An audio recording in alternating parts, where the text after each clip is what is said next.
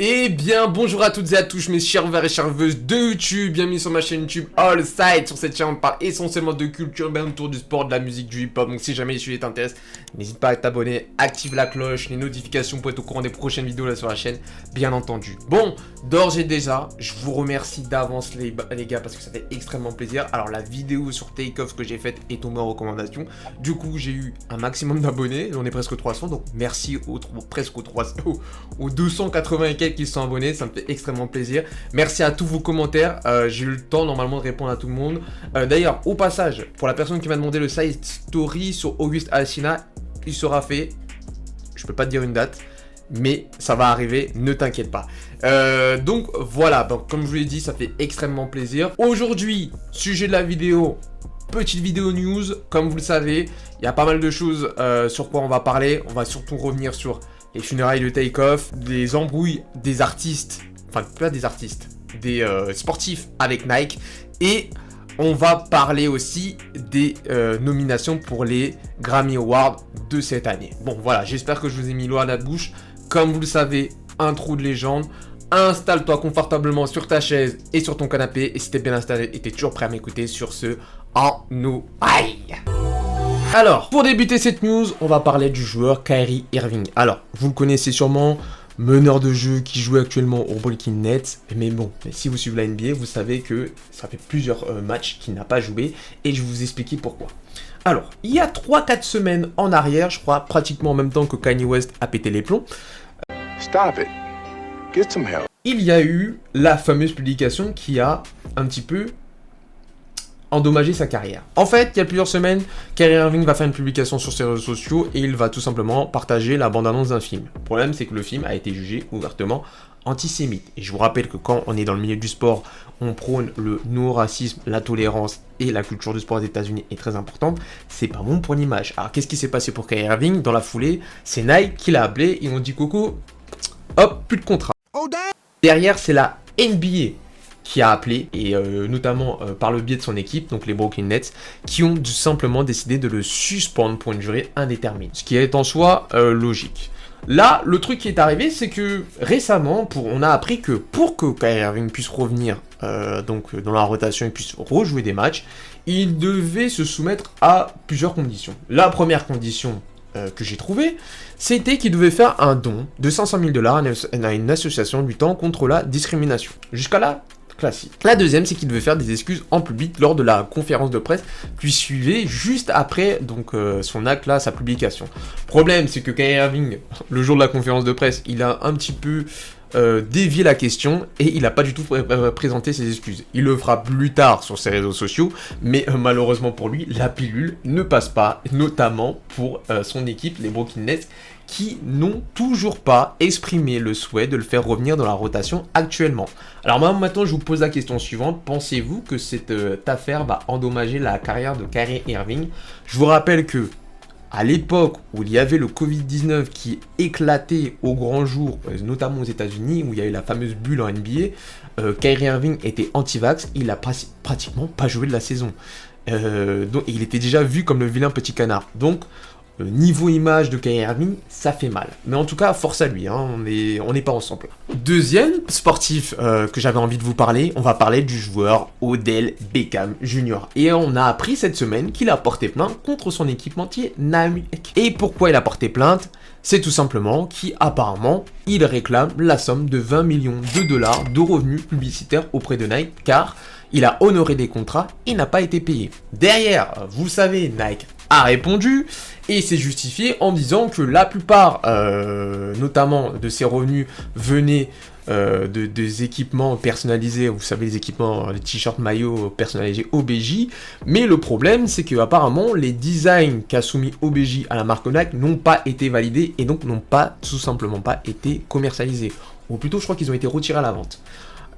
Et donc c'est comme ça qu'il se justifie Nike par rapport à la perte de 20 millions de dollars à OBJ. Alors moi maintenant je suis en train de me poser la question, pensez-vous que c'est encore utile pour une star de renom, hein, parce qu'Odell Beckham Jr. c'est quand même quelqu'un, d'être toujours chez des grands équipementiers. Alors pensez-vous que ça peut s'unir à sa carrière aussi?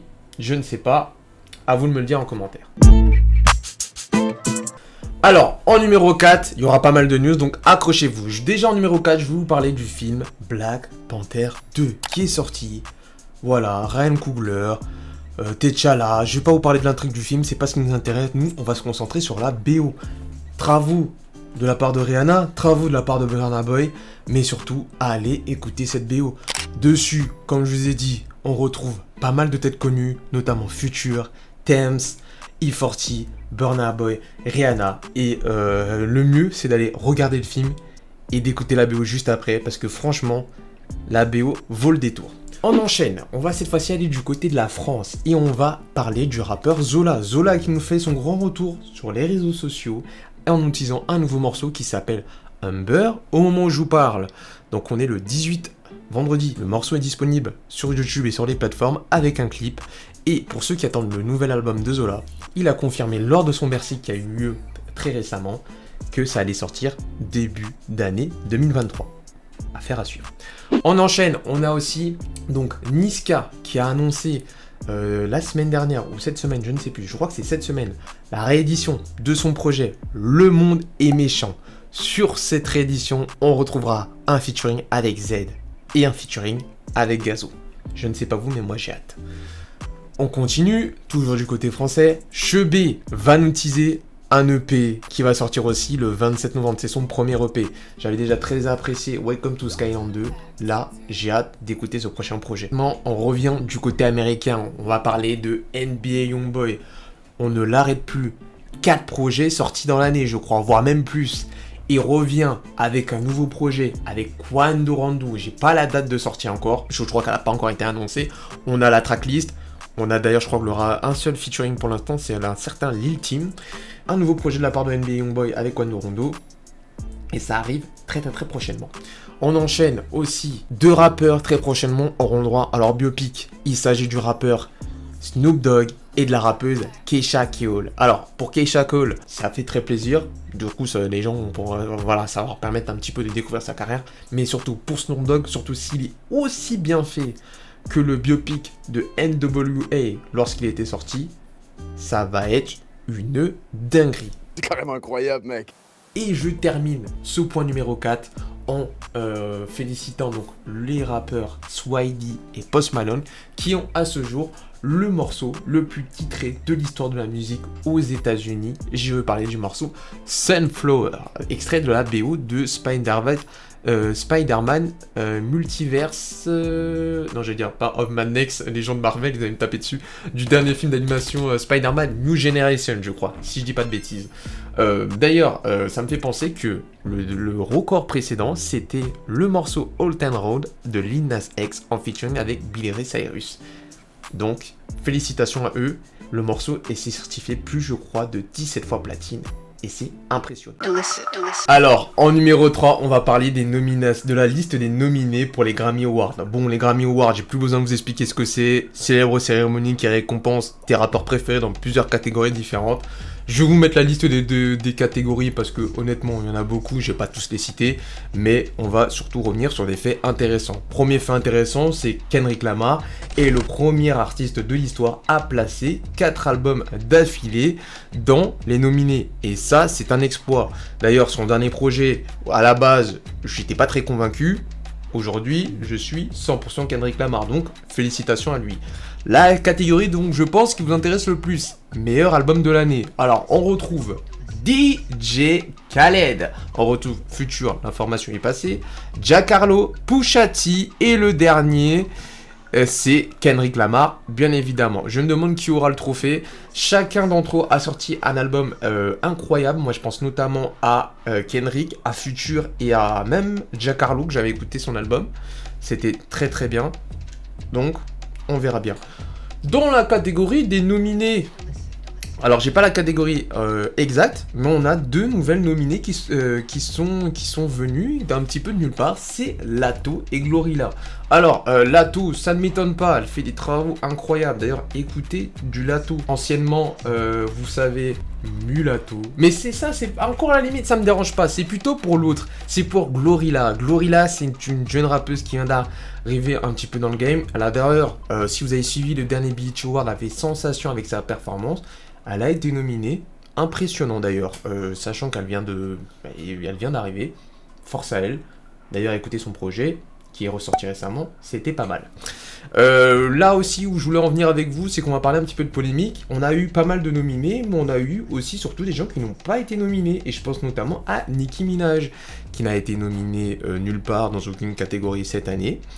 Et forcément, Twitter s'est emparé de l'affaire et ça a commencé à lui taper sur les doigts. Mais elle peut compter sur son sauveur, The Game. Alors, The Game, quand il te sauve, c'est rare, mais il faut le souligner. The Game a répondu aux détracteurs de Nicki Minaj en disant que sans ses travaux, la plupart des rappeuses féminines actuellement ne seraient pas là où elles sont aujourd'hui.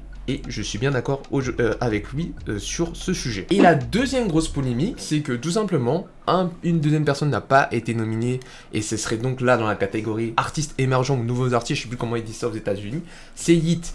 Et c'est souligné d'ailleurs par le média No Jumper. Faut savoir un truc, c'est que Yeat fait des stats impressionnantes sur ses streams et sur ses réseaux sociaux, notamment je crois grâce à cette tendance sur TikTok. Et je me rappelle aussi de la fameuse tendance avec les mignons où tout le monde venait en costard, ça c'était sympa ça. Franchement ça c'était un bon mouvement ça, de Yeat. Et donc il n'a pas été nominé. Alors nous pour nos jumpers pensent que Yeat est boycotté, moi je ne pense pas, mais j'espère de tout cœur que l'année prochaine il va nous sortir un gros hit, un gros son, et que cette fois-ci les Grammy n'auront pas le choix que de le nominer dans, pourquoi pas, plusieurs catégories, je lui souhaite. Et on va finir ce point numéro 3 et on va parler du rappeur Blueface Baby, yeah heights. Et en fait Blueface Baby ça va pas fort pour lui. Alors je sais pas si vous avez vu l'information, mais Blueface Baby a été arrêté. Pourquoi ? Parce que en fait, je vais vous expliquer ce qui s'est passé. Alors à la sortie d'une boîte de nuit, il aurait eu une altercation avec quelqu'un qui était dans le club. Et donc en sortant de cette boîte de nuit, ces deux personnes se sont confrontées et on voit clairement des images de sécurité où on voit Blueface tirer sur la personne et donc il a été arrêté pour tentative de meurtre. Aujourd'hui, au moment où je vous parle, il est sorti et ils ont quand même été obligés de payer une somme de 50 000 $, mais sachant ce qui se passe actuellement aux États-Unis, on a très très peur pour lui. Force à Blueface, et j'espère que cette histoire ne va pas se reproduire pour lui, surtout en ce moment, on vient de perdre Takeoff, c'est pas le moment d'en perdre quelqu'un d'autre. En numéro 2, on va parler de Drake et de 21 Savage. Vous êtes au courant, les deux rappeurs ont sorti un album en commun, le fameux Air Loss, qui s'est vendu à plus de 400 000 copies en première semaine. Franchement, bien joué à eux. J'ai très bien apprécié cet album, et notamment, je pense qu'eux aussi ont apprécié le faire. Ils ont surtout apprécié de faire la promo. Et niveau promo, là, ça a envoyé. Mais c'est une promo qui leur a coûté un peu cher. Alors déjà, en numéro 1, on commence par la fameuse photo en mode Vogue, qui était très réussi. On voit 21 Savage et Drake posés pour le magazine Vogue, sauf que malheureusement le cliché n'est en réalité pas vrai, il a été ouvertement copié par les deux rappeurs. C'est coûte comme réussi, malheureusement pour eux, c'est qu'ils vont devoir s'acquitter d'une amende de 400 millions de $ pour avoir réutilisé les codes du magazine Vogue. Bon, j'ai envie de vous dire, ils ont les moyens, mais ça fait mal quand même. Non, mais non, je ne vais pas crier. Ensuite, on continue dans la promo. Et dans l'album, vous savez que deux rappeurs ont pris des balles perdues. La première rappeuse justement à avoir pris une balle perdue, c'est Megan Thee Stallion, qui a ouvertement été traitée de menteuse dans cet album. Et elle a été traitée de menteuse par rapport à l'histoire, vous savez, avec Tory Lanez, où l'on n'a toujours pas eu le fameux de l'histoire. Et donc derrière, Megan Thee Stallion a vite réagi, mais elle s'est exprimée. Mais bon, néanmoins, elle a quand même pris sa balle perdue. Le deuxième rappeur qui s'est pris une balle perdue, c'est le rappeur Drame. Alors si vous connaissez pas Drame, c'est l'auteur avec Lil Yachty du hit Brocoli. Je pense que ça vous dit quelque chose.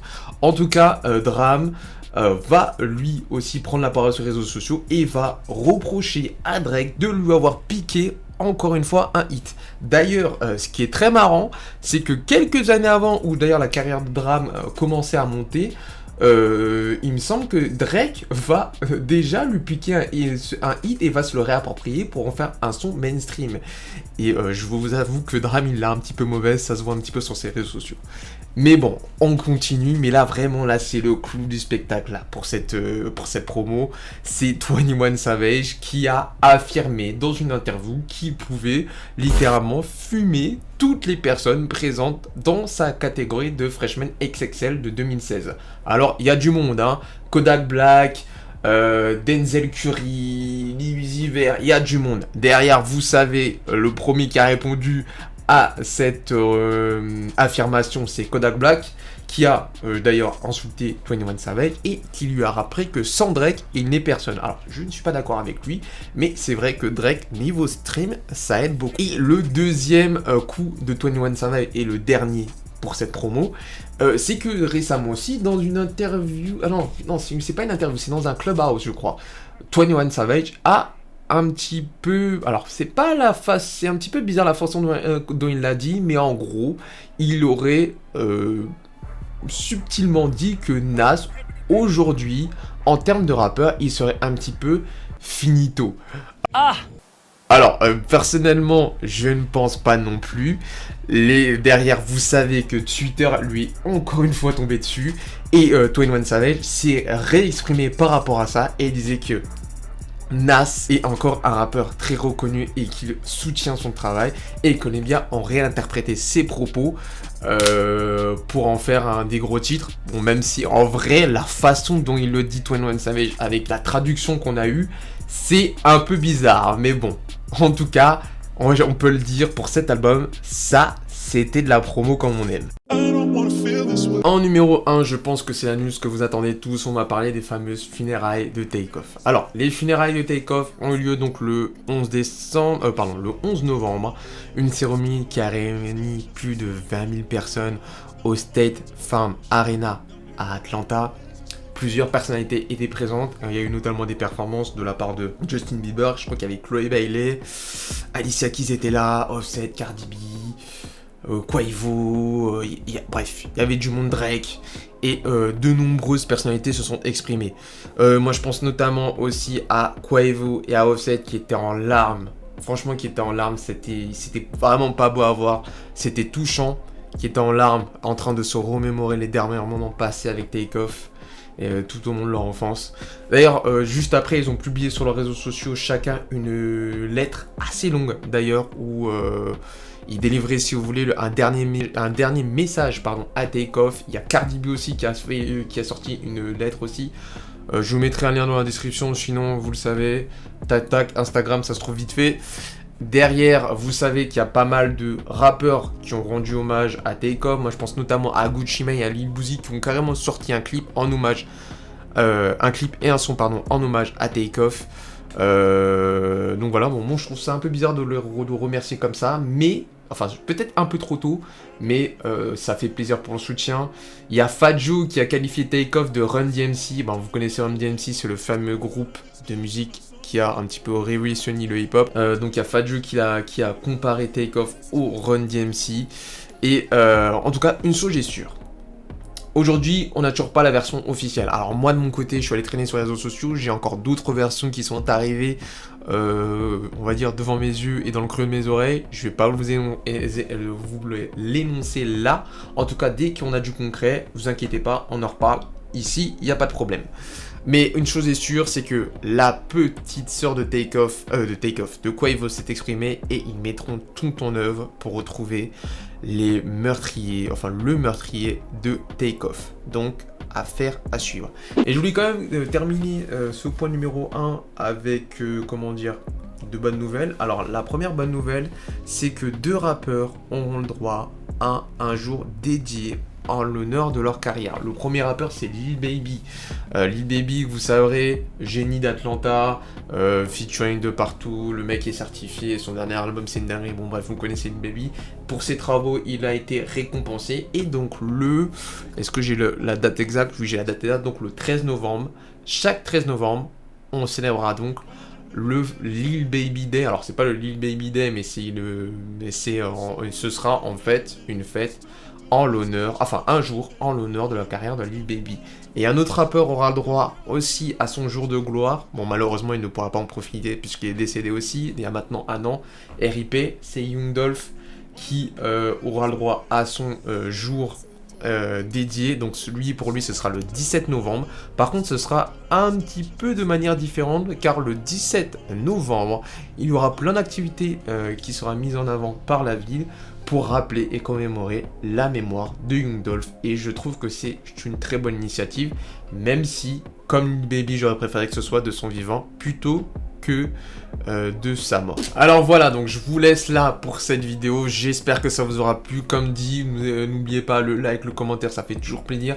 Prenez soin de vous, faites attention à vous, couvrez-vous parce que vas-y, il fait froid, t'as capté, l'hiver va tomber. En tout cas, je vous laisse, je vous souhaite plein de bonheur, plein de bonnes choses. On se capte une prochaine fois sur le side pour un side story, c'est sûr. Allez, à plus les gens.